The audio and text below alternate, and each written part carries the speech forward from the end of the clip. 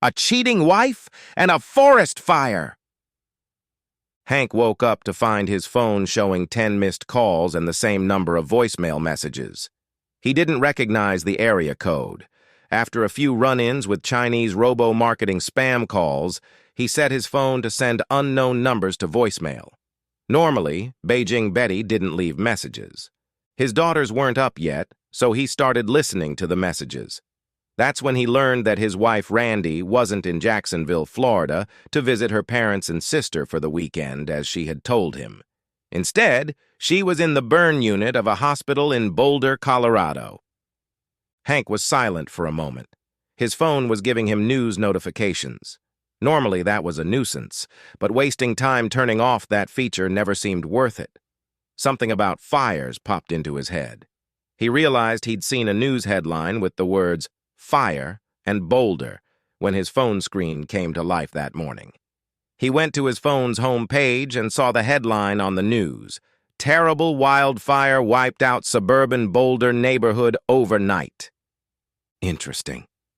Hank would be the first to admit that sometimes he wasn't the sharpest tool in the shed, but he could really only think of one reason why his wife Randy, in their 8th year of marriage, lied about where she was going to spend the weekend. He purposely slowed his step. There was no point in hurrying. He made coffee. The girls wouldn't be up for at least another hour. He took the coffee to his wife's work corner in the dining room and picked up her laptop.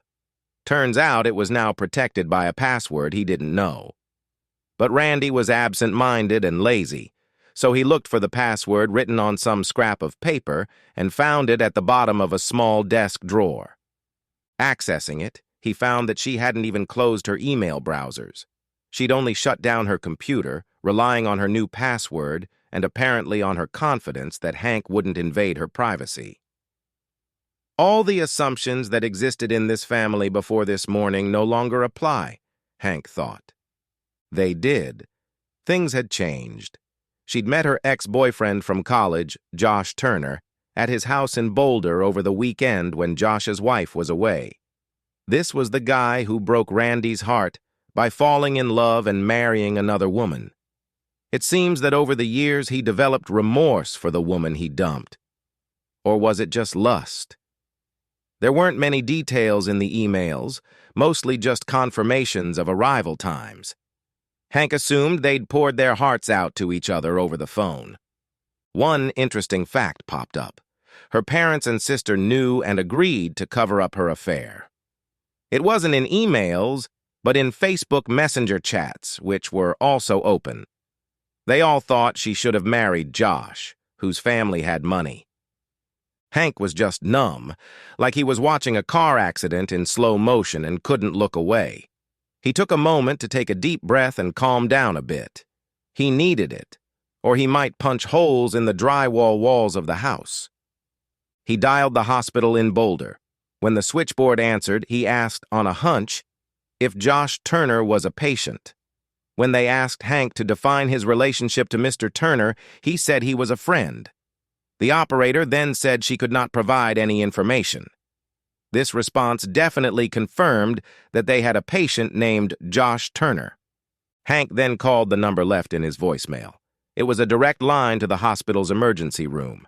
After he identified himself, the clerk there told him that Randy had been brought in with third-degree burns over 80% of her body, including lung damage from smoke inhalation. The fire apparently broke out suddenly in the drought-stricken area, spread quickly in high winds, and cut off the only escape route. More than 100 homes were burned and destroyed. "I'm sorry," Hank said. "That can't be my wife. She's in Jacksonville, Florida. You must have the wrong information." He hung up. Yes, of course she was in Boulder. He could sense that, but he wasn't going to make it easy for anyone. He looked at his wife's computer again and found Josh's Facebook page. Randy had indeed made him one of her friends.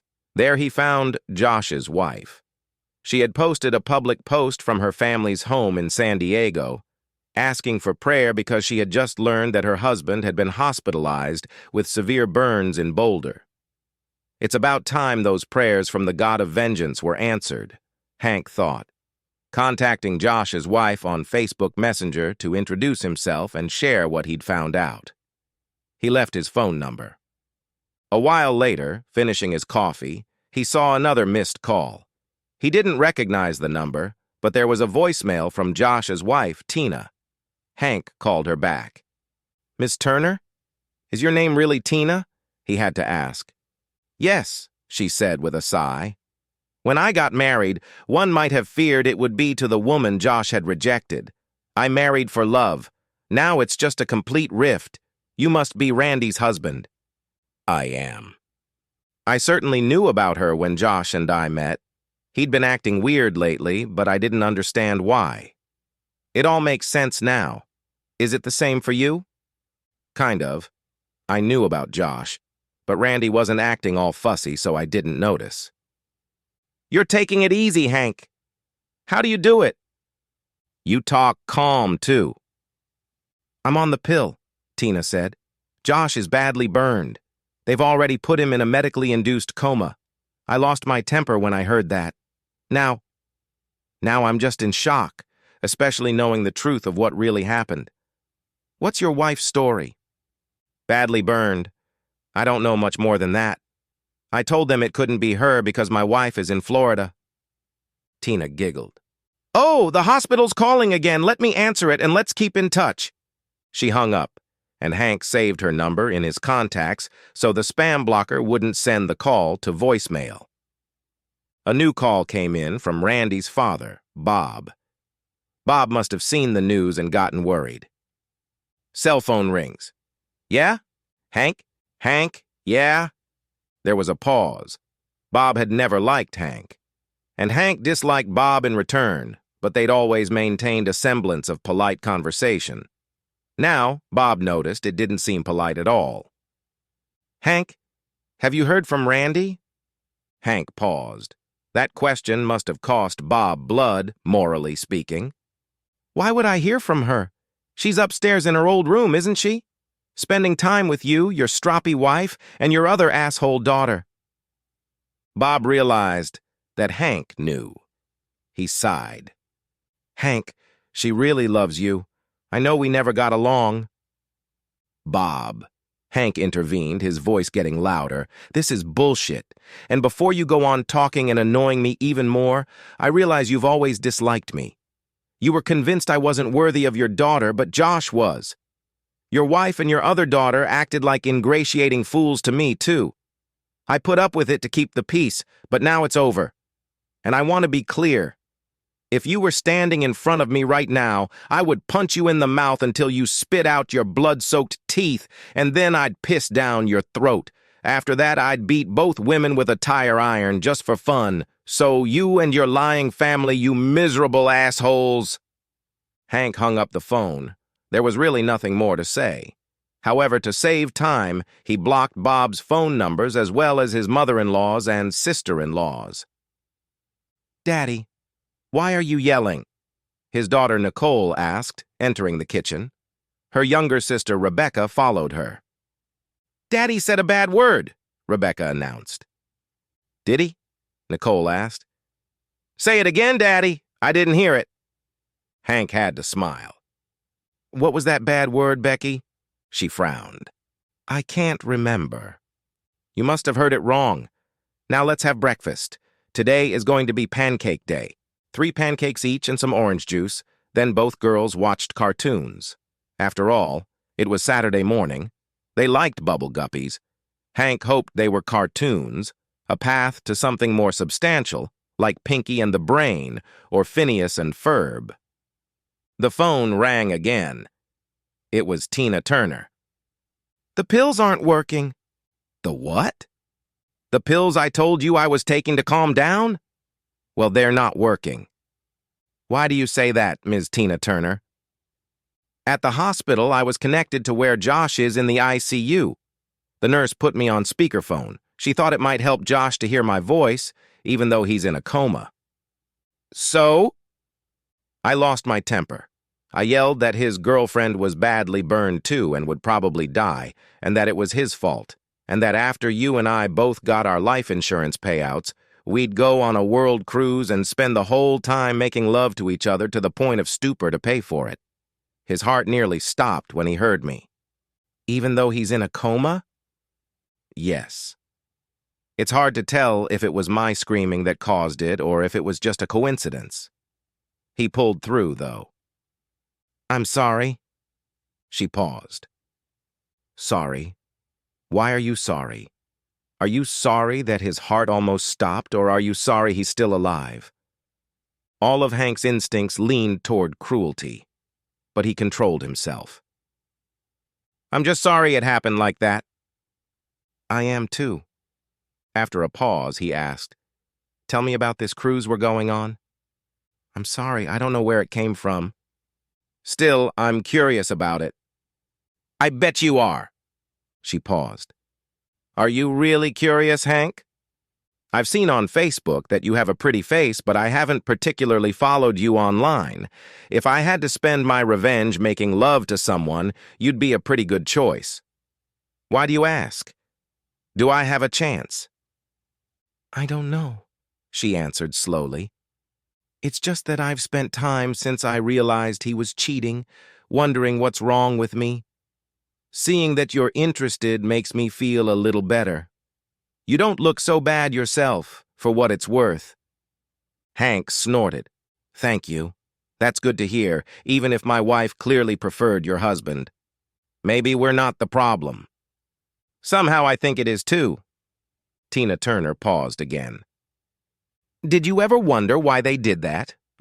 I suppose it's because they thought they could have sex on the side and get away with it. It sounds so simple. Well, what else is there to it? Tina said decisively. Listen, we both have a lot to digest, but let's keep in touch. We're the only two people who understand how the other is feeling right now. Okay. I need to get some Amazon shorts, Bermudas for the cruise, and swim trunks. She giggled. At least you're making me feel better. Maybe the pills worked. Get a cabin with a balcony. She giggled again. Bye. They hung up the phone. Hank saw that he had another voice message. It was the hospital again. He called back and connected to the nurse in Randy's room. She, too, was on speakerphone. It must be a different nurse than the one caring for Josh, but they all seemed to be operating under the same set of industry medical guidelines. Mr. Henry Becker? Yes. I'm Nurse Yang. We're on speakerphone now. I'm in the burn unit of the hospital's ICU. Your wife is here. She's badly burned and in a medically induced coma. She's right next to me. We're hoping the sound of your voice might help, even though she's unconscious. Hank thought about the fact that after today, the hospital would have to update its standard procedures for dealing with a patient's family. But he had to ask. What makes you think that? I wasn't there when she was brought in. One of my girlfriends was there. She said your wife had a dead grip on her hand and wouldn't let go until they realized she was demanding, "Call your husband." So sorry. Your wife fought the team with all the strength she had and wouldn't let them do anything until they assured her they would deliver the message. Okay. Too little and too late, Hank thought. What am I supposed to say? Tell her whatever is on your heart, the nurse said naively. Okay, thought Hank. Game on. Listen, you miserable, cheating bitch, he yelled at his wife on the phone. I hope you die in agony and spend eternity in hell with Josh, who will also die. Just so you know, I'm going to spend all the life insurance money I get to seduce Josh's wife, and I will never forgive you. The line cut off. The nurse must not have listened when he started, but she seemed to come to her senses. Hank realized that he wasn't going to reach his mental balance goals at this rate. Someday he would probably feel some guilt for saying all that, but today was not that day. Daddy, what do you mean, seduce? Becky asked, holding her teddy bear. My little ones. Oh, it means to mislead someone. She pondered this with a serious face. When was Mommy coming home? That's what really pissed him off. The need to tell his daughters what was going on. He should have thought hard about it, but he wasn't in the mood. As soon as she could, Becky. Becky walked back into the living room. Hank watched her plop down in front of the TV. No way in hell was he going to take the girls to Colorado to the hospital to see their mother wrapped in bandages like a mummy lest they have memories like that. 30 minutes later, he had tickets for a week at Disneyland, a reservation at one of Mickey's hotels, and plane tickets. They were leaving the next morning. Nicole would have to miss kindergarten for a bit, but so be it. As soon as he got the tickets, the hospital called back. It turned out that Randy had had a heart attack and died. All efforts to save her were futile. Hank asked when. It was right around the time he'd yelled at her. Maybe he would suggest to Tina that she try yelling at Josh again. No. Let her figure it out for herself. In the end, Hank had to send Randy's health insurance information to the hospital to get them to give him the death papers. He called the funeral home there and arranged for her cremation. With her burns, Hank thought he could get a discount, but they told him they were still going to charge him full price. He asked them to mail him the ashes after they got back from Disney. Once there, the girls were sad that their mom wasn't with them, but they were fortified with ample amounts of candy at Bibbidi Bobbidi Bobbidi Boutique. Josh held out until Thursday. Tina didn't yell at him anymore, so maybe that helped him hang in there. After he died, Tina moved back to Colorado, living with friends because her house burned down. She acted like an honorable widow for the sake of her children, she told Hank. She didn't tell them about Randy. Tina's kids were older than Hank's, and they knew their father had been hurt in the fire, so all of this would have been harder to ignore. Hank's girls had no idea. For a while, he'd keep it up. Still, not saying anything bad about their mother to them wasn't easy. Shortly after they got back from Florida, the FedEx guy came to the door with 2 items requiring signatures. The first was a letter from her in-laws. The second was a box containing Randy's ashes. The letter asked that Randy's remains be made available so they could arrange a memorial service and funeral in Randy's hometown in Florida, unless Hank wanted to organize something where he lived. They must have been calling someone, he realized. The letter lacked any apology for covering for Randy. That fact made the next decision easier. He hired one teenage girl in the neighborhood to babysit and left the girls telling the babysitter about the Disney trip, complete with a display of all their possessions and pictures on the iPad. Hank then drove to a nearby national park. With a box of Randy's ashes packed in a bag slung over his shoulder, Hank went to one of the farther areas of the park. It had deep cinder-block toilets instead of bathrooms. He took a picture of himself dumping ashes into the restroom. Walking back to the car, he pondered whether maybe he should have done some therapy. But the thing was, he wasn't angry anymore. Well, not angry enough to hit someone. Ruining a reputation was another matter entirely. He posted a video on Facebook of him dumping ashes in the restroom, along with an explanation. He then wondered if the National Park Service was going to issue him some sort of fine for polluting the sinkhole. If so, he would gladly pay it. He'd never contacted her relatives, but he'd seen in the paper that they'd had some kind of memorial service in Jacksonville without him or his daughters. He told the girls that Mom had an accident while she was away and she wasn't coming back. They took it as he expected them to. Fortunately, they had wonderful daycare providers who helped and supported them. The life insurance payout was nice. Randy had more insurance than Hank thought. The insurance payout made it easier to rebuild his work life. He decided his daughters needed more fresh air, especially on the playgrounds where there were lots of kids. And pretty young mothers, many of whom were very sympathetic to his tragic story. He left out the part about Randy cheating.